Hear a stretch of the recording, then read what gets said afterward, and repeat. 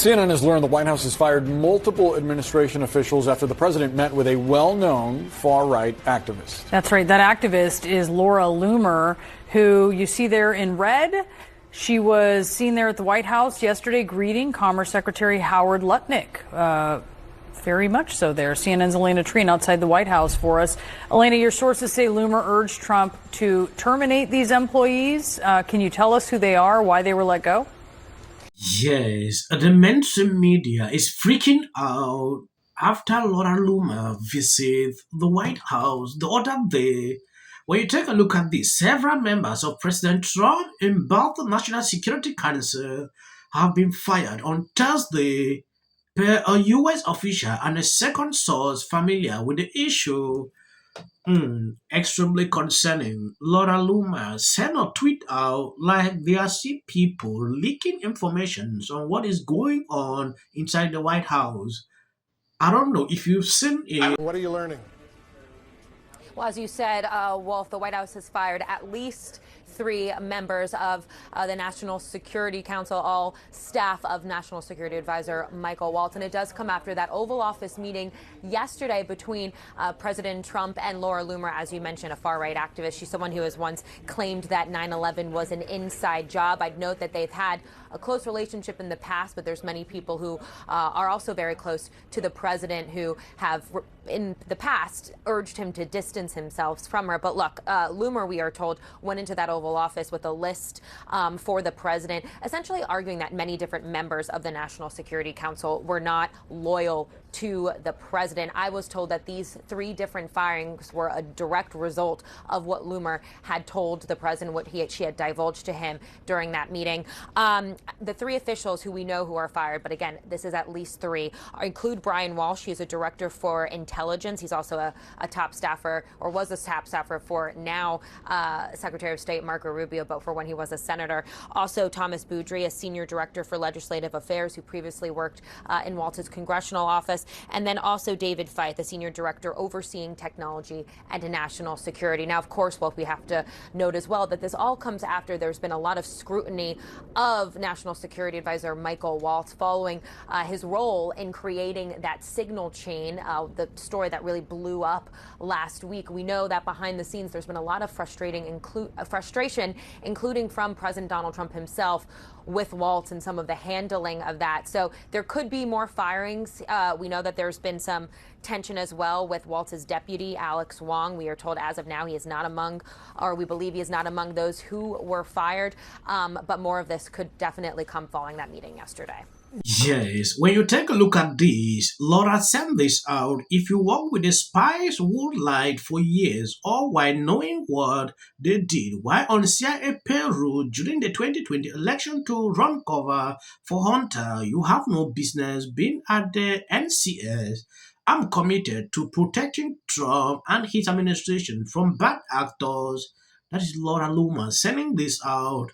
Extremely important. To new depths with the purging of career officials inside U.S. attorneys' offices across the country.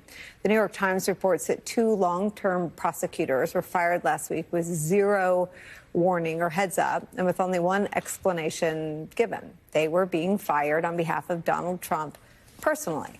According to the New York Times, quote, one of the prosecutors, Adam Schleifer, was sitting at his computer on Friday morning in Los Angeles working on a case against the founder of Fatburger. While he was writing, he received an email from a White House official saying that he had been terminated. No reason was cited. Shocked and confused by the message, Mr. Schleifer asked supervisors if the email was some kind of hoax. He quickly discovered that his work phone had been reset and he could no longer use office devices. The New York Times reports this, quote, exactly 1 hour before he received the termination email.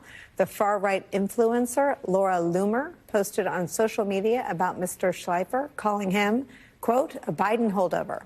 Anyway, but on this, it is important to note that Laura Loomer is driving this. She is a far-right activist. She is someone who said that if Vice President Harris won the White House during the election, that it would smell like curry. Those were comments that were denounced by Republican allies of the president, including Vance at the time, said he disagreed with it. And so she is the one who's really driving this, and it speaks to the level of influence. And let's talk about the impact on national security, who they are, and why this matters so much for how the national security of the United States of America is run and who's doing it. Well, what's fascinating about this is that the 3 staffers that have been fired here are outside of Washington Beltway national security circles.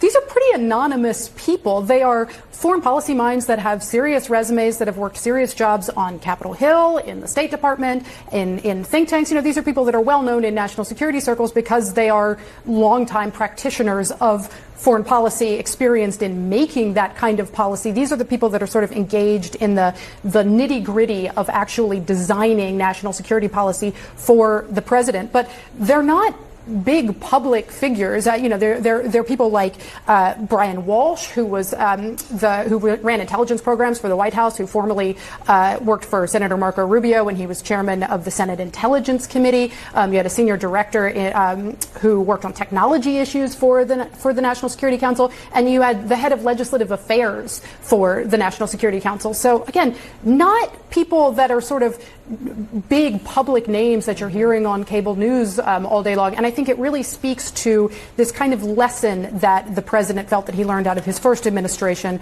of being managed up by these faceless bureaucrats. Thank you both for your reporting. Appreciate you being here, getting up and in a little earlier.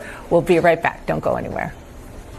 Yes, in another tweet, Laura sent this out. I woke up this morning to learn that there are still people in around the West Wing who are leaking to the hostile left-wing media about President Trump's confidential and private meeting in the Oval Office. I want to reiterate how important it is that people who gain access to the White House or administration respect the privacy of their conversations with President Trump and his senior staff.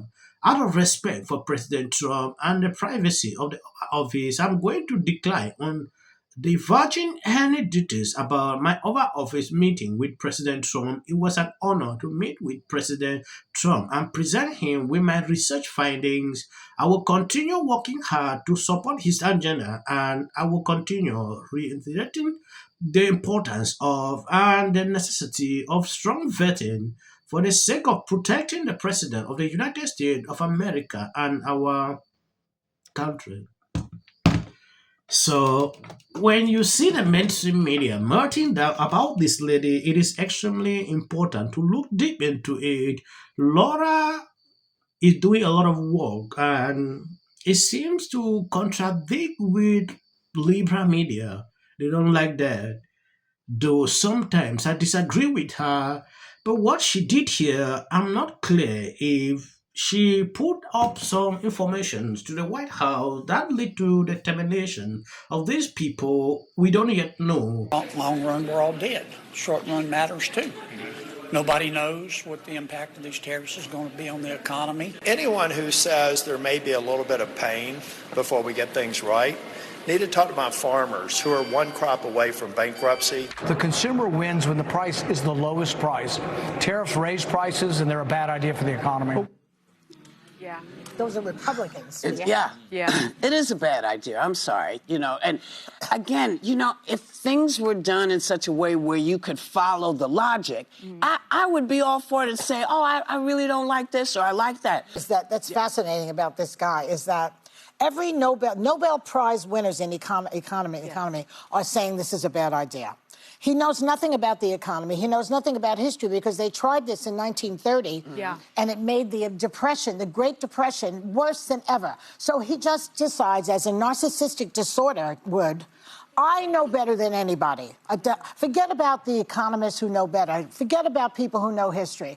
I alone can fix it. That's what he said one time. And he also talks about reciprocal taxes, and I just ask, when you talk about how he's doing it, there are these Heard and McDonald Islands that are in the Antarctic that are inhabited by penguins and seals. So I'm not sure what they did to us. Vote. Yes. I was like, come the midterms, I think these guys are going to be a little pissed off. But there are tariffs. I think the one reassuring thing was we haven't seen many Republicans break with Trump. And to see Senator Rand Paul actually push back, knowing that that resolution probably it won't go through because the House won't take it up. Yes, I didn't want to do this as a separate video because I don't actually watch these people. I just wanted to react on this clip, what is happening at the White House. The view is freaking out about Trump's decision to put up tariffs with less knowledge on this topic. There is one thing with these people. They just pick up information on social media with less knowledge and they do a segment like this. If you ask this lady to actually define what is a tariff, they can't. They can't define a tariff. I did a whole segment on this topic.